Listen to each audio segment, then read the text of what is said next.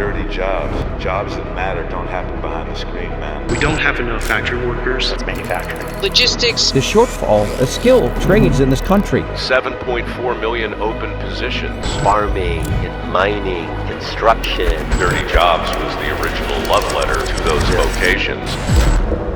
We built dirty jobs for the people actually deploying in the field. It's one thing to put a humanoid robot in a constrained manufacturing setting. 3 years to 5 years, we're going to have robots all over the place. It's a different story to put that robot in a human-centered environment. Everything that moves will be autonomous, completely or partly, someday. This is everyone who matters in physical AI, debating exactly what matters. We're talking about what is it going to take to get hundreds of thousands, if not millions of robots deployed. 6 degrees of freedom arm, you have 6 points of failure. The most forward-thinking innovators in the industry. It's never been easier to build a robot, but it's still just as hard to build a robot company. What market do we think is going to move first in this global humanoid race? The complete software stack that enables machines to move. It's only once in human history that you actually transition to a point where machine intelligence becomes smarter than humans, and we will be living in that era now. The future of physical AI won't be decided behind a screen.